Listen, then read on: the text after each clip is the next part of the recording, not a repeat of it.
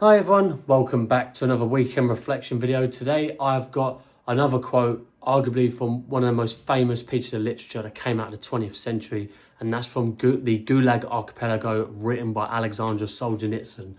So the quote very famously goes something like this: "The line between good and evil doesn't run through classes, classification or groups of people, but instead it runs through every human heart equally." Now, I really love this quote. If anyone who doesn't know what the Gulag Archipelago is, it's basically it was basically exposing the horrors of the Soviet Union in the early 70s, and the back on the world stage. Back then the Soviet Union was sort of a grey area on the world stage, and then what this book done was basically just squash any claims it had. It used to claim its moral higher ground, this moral perfection state. This progressive state. We squashed all the classes. Everyone's living in this utopian paradise, when in reality it was just an absolute hellhole on earth, and it was run by secret police and labor camps, the gulags. And this book basically just exposed that. So it squashed any legitimate claims to those points that it liked to make. And fundamentally what I love about this quote, it's such a humble quote, especially when, if you read, if I won't go into it too much now, but read about Aleksandr Solzhenitsyn, his time in the Gulag, in these labor camps, how he found this sort of, instead of blaming, Stalin, who basically put him in there because, well, maybe Stalin didn't put him in there, himself literally, but because he expressed a dislike towards Stalin, he was thrown into a labor camp. That's how extreme it got, in a nutshell. Might be a bit more extensive than that.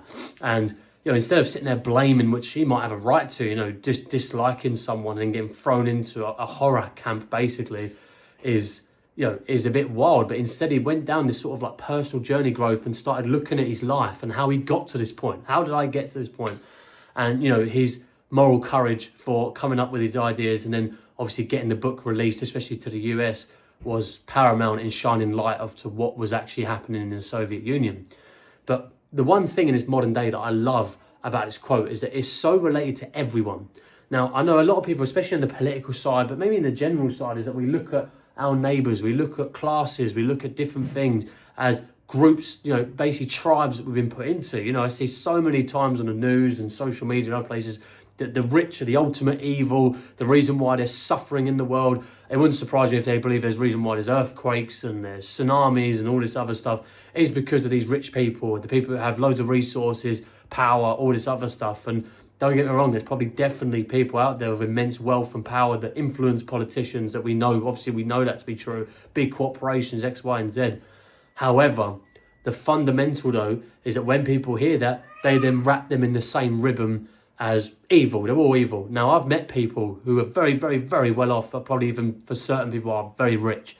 For some people, maybe not. It depends on where you come from, of course, who were absolutely the nicest people I've met. I've also met people, maybe not on the same financial end, but similar, who will be classed as very, very well off, even rich, who are very, very horrible, and I wouldn't want nothing to do with them. The point is, though, they're both rich, and I cannot fault the person who was, nice, and who was lovely, and who was, who gave a lot to charity, X, Y, and Z, and then the person who didn't, very selfish, or this, that, and the other. And then that quote comes into play perfectly. The line between good and evil runs between every human heart. It's also a choice to be good and evil as well, whether people like to admit that or not. People like to play the victim game of, but the reason why I'm like this is because of someone else. And unfortunately, that's not an official game, as I like to call it. It's just a very weak way out. And, taking that stance of not going down that road and, growing yourself personally, like what Solzhenitsyn did in the Gulag. And instead of playing the victim, he played almost like the hero in some sense. And, he plucked up the courage. He spoke to his fellow prisoners and got like over 200 stories, I think it was, to compile it into this book. Very, very interesting. And yeah, so even if I'm talking about classes specifically, because obviously that was the biggest effect in the Soviet Union, was the dissolution of the classes basically. And when we talk about this modern day and age, I always like to attack a certain group of people, whether it's on the left, whether it's on the right, whatever, the political spectrum, but also in our day-to-day lives. In our day-to-day lives, maybe not as extensive as like attack, but maybe you could think of a time recently or in the past where you felt like that other person was abhorrent and you was better than them. Maybe you didn't say that literally, but subconsciously you felt like that. You felt like you was better than that person because they did something. And maybe what they did was wrong. Maybe what they did was a bit evil, whatever the case may be. But fundamentally, if you think that you're not of similar or potential similar caliber, because you can acknowledge that and say you're of a higher standard, I don't think you understand what the purpose of good and evil means. Because we are all capable of causing evil. I could, if I really wanted to, pick up a knife, go to my neighbour and stab him in the neck and kill him. I can do that. I have the physical ability to do that. But I hope to think that I'm on the good side of the line and I would never go and do that. However, you've heard of these wacky stories of, fathers that killed their families, and just there was no prior signs to it. There was no, as far as we knew, like any mental health disorders or any prior things that would lead to that. It's just out of this blue, things just happen. And it's because a lot of people like to ignore the fact that they can cause damage. It could be, extent of, like Chris Watts, I think his name was, who murdered his beautiful family in America. He strangled his 2 daughters, strangled his wife, and he was just a normal bloke from what we could see. And, and because he fell in love with someone else, supposedly, he felt like they were in the way, so he killed them. It's just like insanity. People go, oh yeah, he must be crazy, he must be this, that, and the other. But the one thing I always like to say, is that this might be a bit extreme, but a very good way to remember it is that there is a Hitler in every single one of us. So what I mean by that is not literally like Hitler himself, but it's the point of we are capable of doing tremendous amounts of damage, whether you're male, whether you're female, doesn't matter. It could be a physical damage, it could be an emotional damage, it could be spiritual damage, it could be psychological damage, and other things like that. But people have the ability of causing serious damage. And I love the people who love to always try to be on they like to claim to be on the side of recognizing oppression and speaking up for those who ain't speaking up for. It sounds all these moral codes, and then when I ask them, would you in a nutshell, maybe not exactly word for word, but to keep it simple, would you be the potential for damage? Could you cause damage in any way? Most of them say no, I'd never do that, and I was like, yeah, all right.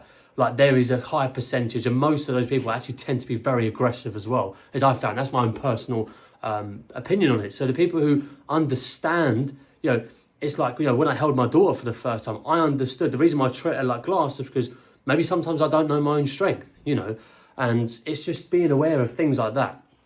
But the one thing I love, just to sort of conclude this video, and I studied history for basically like 2 years. I studied the Soviet Union. I studied all the different, the political parties, the Bolsheviks, other things like that, the kulaks, and, the dissolution, all that other stuff. So I'm very, very well versed, and I knew about the Gulag Archipelago as well, and especially Nazi Germany. I absolutely loved history so much, so I really got into it. And there was one bit of, I was either watching an interview or a debate, either one, and someone said something that just really hit me really hard. It's very simple. He goes, we like to look at history through the victim's eyes, not the oppressor's. And I thought, it took me a little while to really understand what that meant. And basically what he's saying is, when we look at World War II, we look at the atrocities, what those disgusting Nazis did to not just the Jews in the concentration camps, also people of certain ethnicities, people with different backgrounds. You had travellers in there as well, people of different colours. And, they were all subject to horrific treatment and murdering and genocide, basically. And we look at it like those Nazis are disgusting. But I heard this really interesting point, and it made me view history really differently, is that when they explained it, what does it mean by that? So what if we looked through history through the eyes of the oppressor? And the reason why you should do that as well, you should look at it from both sides, is because if you was to go back in time to the 30s, when Nazi Germany, for example, was going up, or when the Soviet Union was becoming big in the early 20th century, during, with the Red Guard and the Revolution and all that other stuff, and, you would think, yeah, but that's just horrible. Like, what those people did this, that, and the other. But then you don't sit there and think, yeah, but would I have been a part of it? If you go back in time, not as who you are now, like, you can easily sit there and take the moral high ground when you're not in it, and you can sit there and go, yeah, I'll sit there and I'll stand up to this and I'll go and protest with all my banners and whatnot back then. But would you? There's a very famous, when the Olympics happened during Nazi Germany before the Second World War kicked off, and there was a famous journalist or a news reporter, a writer, whoever it was, went there to report on the thing, on the Olympics, and he said it was just like it was amazing. Like when you walked through, you had all these banners, all the propaganda was so like enhanced. And he said, at some point in the stadium, they're all singing like the national anthem or whatever the Nazi one was, and they're all doing the Nazi. And he said he felt compelled to do it, not forced to do it. He felt like it's such a, either it was pride or whatever, whatever's stirring up in there. So, even then, you cast your mind back in time, and again, you're going back to the good and evil line. It's like we like to sit there and think, we'll never be the Nazis. Like, but you probably would have. Statistically, whether you done it voluntary or whether you done it not voluntary, you felt like it was forced, you most likely would have been a part of it. And when you start looking at history like that you are actually the oppressor, you start to realise that you could cause damage, and then that makes you realise of the good and evil line, because you have an understanding of both, where if you try and push to one side and you neglect the other, and especially when it comes to the evil side, that can play bad in many different ways and it won't end well. So I tried to keep this video as short as possible. I hope I've explained it well. It's quite a difficult one to get out in 11 minutes, but just to conclude this video, ignoring all the different examples, is that fundamentally what I was getting at with the history thing is just to understand that everyone is capable of damage, okay? Hitler, the most despised and hated person on the planet, I guess you could say.